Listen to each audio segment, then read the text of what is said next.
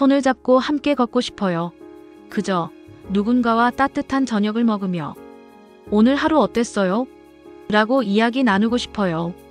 70대 중반의 어르신이 조용히 말씀하셨습니다. 그러곤 이내 한숨을 쉬며 덧붙이셨어요.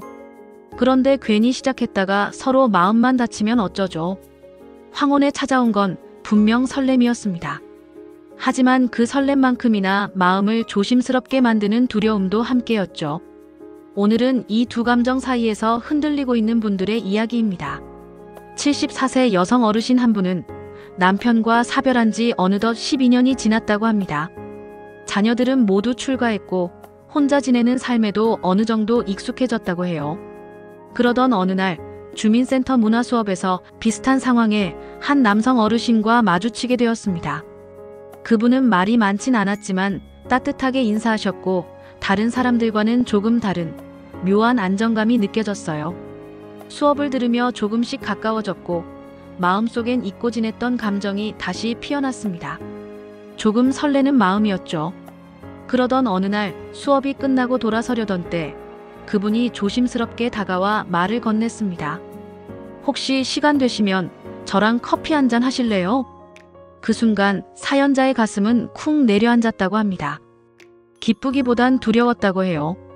내가 지금 무슨 짓을 하려는 거지?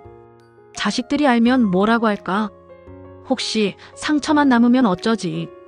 마음속엔 벌써 수많은 걱정들이 자라나고 있었습니다. 한편 76세의 한 남성분은 혼자 지낸 지 15년이 넘었다고 합니다.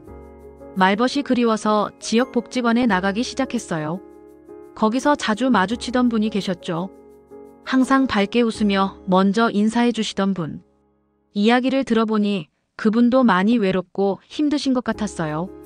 처음엔 그저 반가운 얼굴일 뿐이었지만 그분이 며칠 나오지 않자 하루하루가 유난히 길게 느껴졌다고 합니다. 그제서야 깨달았어요.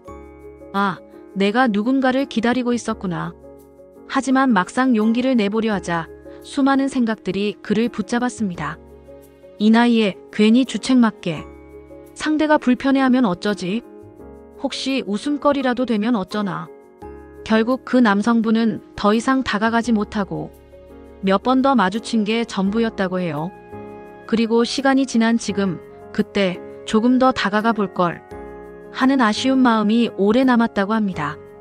황혼에 찾아온 연애 감정은 분명 아름답습니다. 하지만 그만큼 현실의 벽도 높습니다.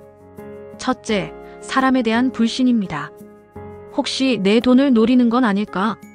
진심일까? 아니면 그저 외로움 때문일까?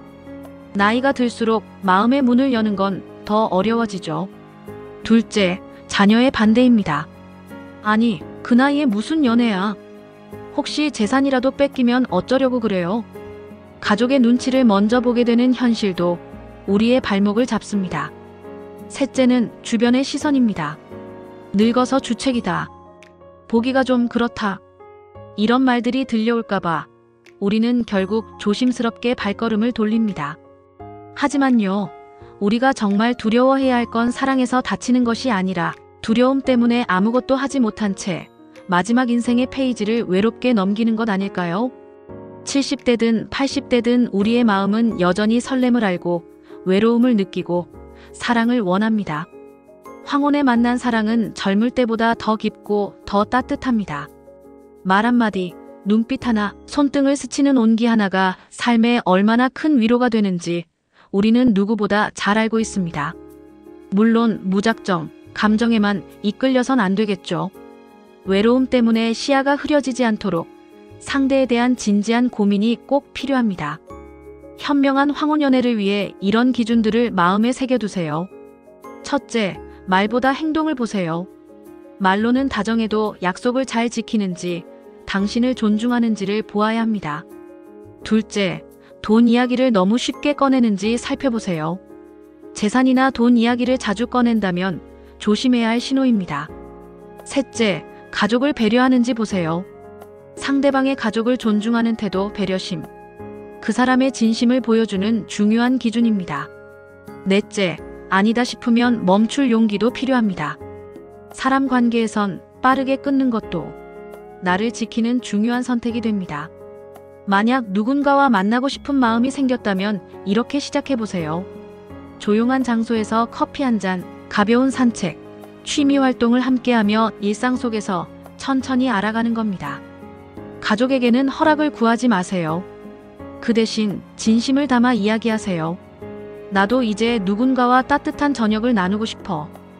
혼자보단 같이 함께하고 싶은 날이 많아졌어. 처음엔 당황하더라도 자녀들도 결국 부모가 행복하길 바랄 겁니다. 그리고 사랑과 돈은 반드시 구분하세요.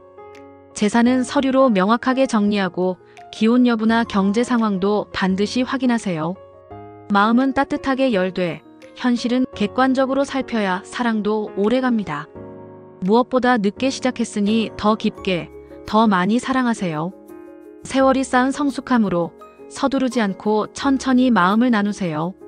사랑은 나이를 묻지 않습니다. 마음이 움직인다면 그건 충분한 이유입니다. 혹시 지금 당신 마음속에 누군가가 떠오른다면 그건 잘못된 게 아닙니다. 그건 지금도 당신의 인생이 진행 중이라는 증거입니다. 혼자 걷는 인생도 좋지만 나란히 걷는 인생은 또 다른 의미와 따뜻함을 남깁니다. 그 사랑 한 번쯤 시작해도 괜찮지 않을까요?